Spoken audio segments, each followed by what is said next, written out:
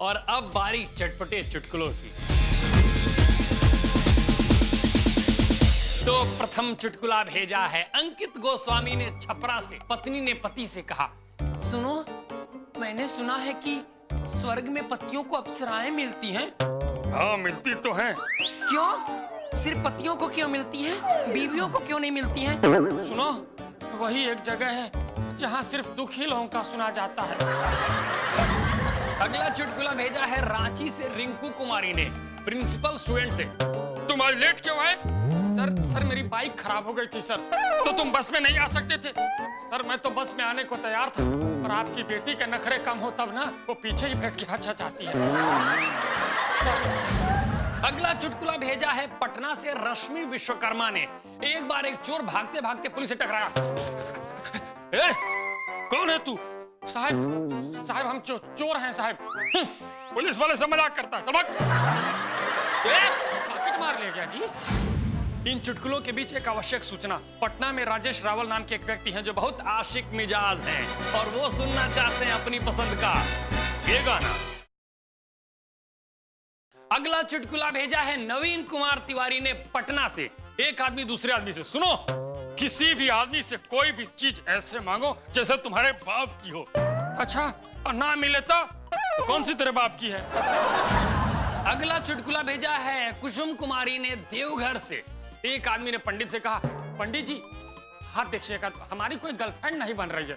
कैसे बनेगी? तुम्हारे हाथ में तो लिखा है कि तुम जीवन भर सुखी रहोगे। मौज लो, कम पड़े और लो, पर गर्लफ्रेंड ले भागा मर। अगला चुटकुला भेजा है संजय पाठक ने बक्सर से। एक दोस्त दूसरे दोस्त से, यार हमारी गर्लफ्रेंड से ब्रेकअप हो गया यार, मैं तो सुसाइड करने जा रहा था यार, तो किया क्यों नहीं यार?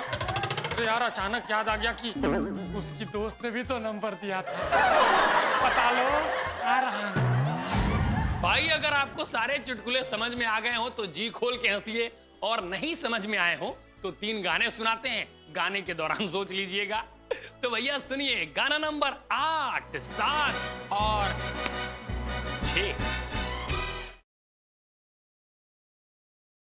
और अब बारी सिनेमा गुरु की, जिसमें आज हम आपको बताएंगे एक्टर अनुपम खेर साहब के बारे में 10 ऐसी बातें जो आप नहीं जानते हैं। दोस्तों, अनुपम खेर साहब जब मुंबई फिल्म नगरी में भाग्य आजमाने आए थे, उस वक्त उनकी जेब में मात्र 37 रुपए थे। अनुपम खेर साहब को मुकेश भट्ट ने अपनी फिल्म सारांश में काम देने का वादा किया था। बाद में इस रोल के उन्होंने संजीव कुमार को चुना, और ये बात जब अनुपम खेर साहब को पता चली तो वो भट्ट साहब के घर के सामने चले गए और उन्हें भद्दी भद्दी गालियां देने लगे। और उन्होंने कहा कि आप कहते हैं कि आदमी ऑनेस्ट होता है, आप खुद ऑनेस्ट नहीं हैं। और ये बात सुन के भट्ट साहब ने दोबारा सारांश के लिए अनुपम खेर साहब को ही चुना। अनुपम खेर जी ने एक बार चंडीगढ़ के एक मंदिर से 100 रुपए इसलिए चुराया था ताकि वो डिपार्टमेंट ऑफ इंडियन थिएटर का फॉर्म अप्लाई कर सकें।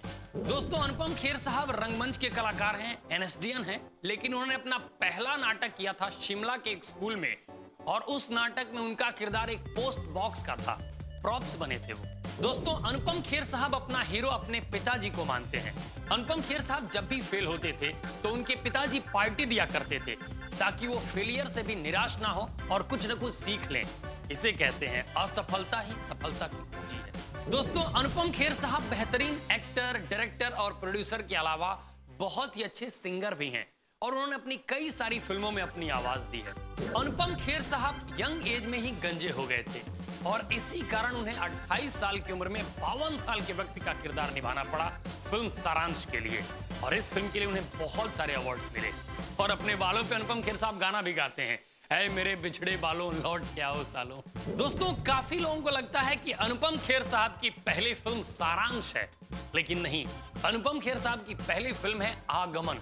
अनुपम खेर साहब के बारे में एक बड़ा मजेदार किस्सा है जो अनुपम साहब खुद सुनाते हैं। एक बार फिल्म आखिरी रास्ता के सेट पे उन्हें गुरूर हो गया कि मैं एनएसडी का कलाकार हूं, मेरे रूम में एसी नहीं है, फैन नहीं है। उन्होंने प्रोडक्शन पे चिल्लाना शुरू किया, और अचानक उनका ध्यान गया अमिताभ बच्चन जी पे, जो चिलचिलाती धूप में गर्मी के मौसम में कंबल ओढ़ के बैठे थे। अनुपम खेर साहब ने पूछा कि आपको गर्मी नहीं लग रही है? तो बच्चन जी ने कहा था कि अनुपम, गर्मी के बारे में सोचोगे तो गर्मी लगेगी। और ये बात सुन के वो गर्मी तो क्या, अनुपम खेर साहब से हर गर्मी उतर गई और उस दिन से वो बहुत ही काम और बहुत ही कूल इंसान बन गए। जब अनुपम खेर साहब के हीरो यानी उनके पिताजी का देहांत हुआ तो अनुपम खेर साहब ने सबको रंगीन कपड़े में आने को कहा और खुद 2 घंटे का स्टैंड अप कॉमेडी किया, क्योंकि उनका मानना था कि अपने हीरो की विदाई रो के नहीं बल्कि हंस के, चेहरे पे मुस्कान रख के दी जानी चाहिए।